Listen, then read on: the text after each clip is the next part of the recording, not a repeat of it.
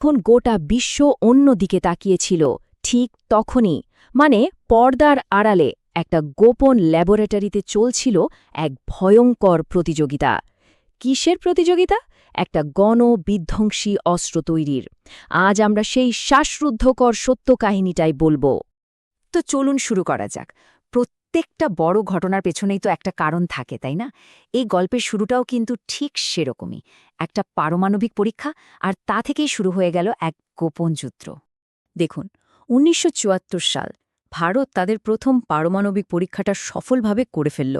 আর সাথে সাথে এই অঞ্চলের ক্ষমতার যে ব্যালেন্স, সেটা একদম ওলটপালট হয়ে গেল। পাকিস্তান তো তখন রীতিমতো মরিয়া।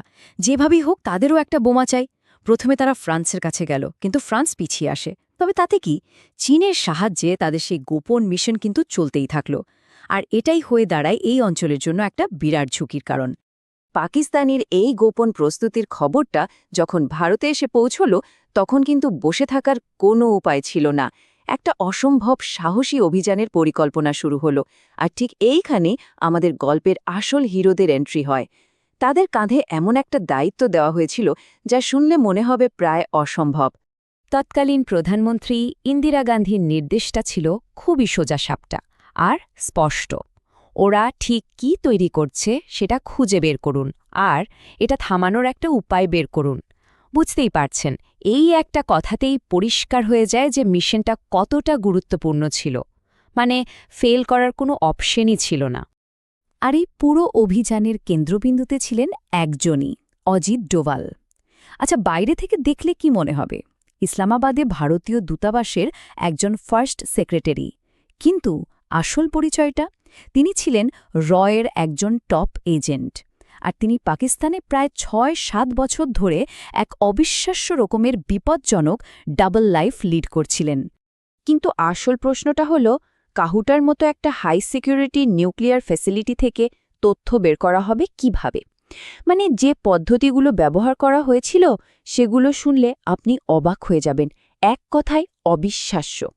তো ওই নিষিদ্ধ এলাকায় অবাধে ঘোরাঘুরি করার জন্য ডোভাল কি করলেন জানেন? তিনি একজন স্থানীয় ভিক্ষুককে ছদ্মবেশ নিলেন। ভাবুন একবার, এই ছদ্মবেশটা একই সাথে যেমন বুদ্ধিদীপ্ত ছিল, তেমনি কিন্তু মারাত্মক ঝুঁকিপূর্ণও ছিল। কারণটা সহজ, ভিক্ষুকদের তো কেউ তেমন পাত্তা দেয় না, সন্দেহও করে না। তারা সমাজের চোখের আড়ালে থেকে সবকিছু দেখতে পায়। আর ঠিক এই কারণেই তারা টার্গেটের এতটা কাছে যেতে পেরেছিলেন, যা অন্য কোনো পরিচয় হয়তো সম্ভবই হতো না। তাদের ইন্টেলিজেন্স গ্যাদারিংয়ের পদ্ধতিটাও ছিল অসাধারণ। প্রথমত, ছদ্মবেশ নিয়ে টার্গেট এলাকাটা ভালো করে পর্যবেক্ষণ করা, তারপর আসল কাজ। তারা কি করল জানেন? কাহুটার বিজ্ঞানীরা যে সেলুনগুলোতে যেতেন, সেখান থেকে তাদের চুলের নমুনা জোগাড় করত। হ্যাঁ, ঠিকই শুনছেন, চুল। সেই চুল গোপনে ভারতে পাঠানো হতো রেডিয়েশন টেস্টের জন্য। আর তাতেই প্রমাণ হয়ে গেল যে ওখানে নিউক্লিয়ার অ্যাক্টিভিটি চলছে। কিন্তু সবচেয়ে বড় ব্রেকথ্রুটা ছিল ল্যাবের ভেতরেই একজনকে সোর্স হিসেবে নিয়োগ করা। মানে এটা ছিল মিশনের সবচেয়ে রিস্কি কিন্তু সবচেয়ে গুরুত্বপূর্ণ কাজ। শুনতে সিনেমার গল্পের মতো লাগলেও এটা কিন্তু কোনো সিনেমা ছিল না। বিপদ ছিল ১০০% বাস্তব। আর ডোভালের পরিচয় তো বেশ কয়েকবার প্রায় ফাঁস হয়ে যাচ্ছিল।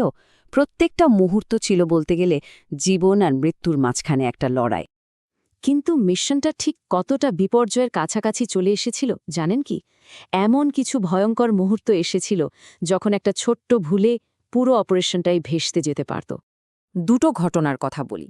একবার ইসলামাবাদের এক আউলিয়া দরগায় এক লোক হঠাৎ খেয়াল করে যে ডোভালের কান ফোড়ানো, এটা তো হিন্দুদের মধ্যে একটা সাধারণ রীতি। লোকটার মনে কিন্তু সঙ্গে সঙ্গে সন্দেহ দানা বাঁধে। আরেকবার লাহোরে একটা কাওয়ালি অনুষ্ঠানে হঠাৎ একজন তার কাঁধে টোকা দিয়ে ইশারা করে যে তার নকল দাড়িটা খুলে পড়ছে। ভাবুন তো একবার অবস্থাটা। এই ঘটনাগুলোই বলে দেয় যে এক চুল এদিক ওদিক হওয়ার মানেই ছিল নিশ্চিত মৃত্যু। এত ঝুঁকি, এত বিপদ। তাহলে এই অপারেশনের শেষ পর্যন্ত কি হলো? এর ফলাফলটা কি ছিল? চলুন সেটাই এবার দেখি। মিশনের প্রভাব ছিল অম্পন। প্রথমত, এটা কনফার্ম হয়ে গেল যে পাকিস্তান নিউক্লিয়ার মেটেরিয়াল নিয়ে কাজ করছে। এর ফলে ভারত হাতে পেল অত্যন্ত গুরুত্বপূর্ণ গোয়েন্দা তথ্য, যা দিয়ে পরবর্তী পদক্ষেপ নেওয়া সম্ভব। আর হ্যাঁ, এটা প্রমাণ করে দিল যে ডিপ কভারে থাকা এজেন্টরা কতটা কার্যকর হতে পারে। সব মিলিয়ে এজেন্টদের নিষ্ঠা আর সাহসিকতার এক কিংবদন্তি উদাহরণ হয়ে রইল এই অপারেশন। শেষ করার আগে একটা প্রশ্ন রেখে যায়, গুপ্তচর বৃত্তির এই দুনিয়ায় অসাধারণ সাহসিকতা আর অগ্রহণযোগ্য ঝুঁকির মধ্যে সূক্ষ্ম রেখাটা ঠিক কোথায়? এই বিষয়টা নিয়ে ভাবলে বোঝা যায় যে দেশের জন্য জীবন বাজি রাখা এই মানুষগুলোর সিদ্ধান্ত নেওয়ার পেছনের নৈতিক আর ব্যক্তিগত হিসাবটা আসলে কতটা জটিল।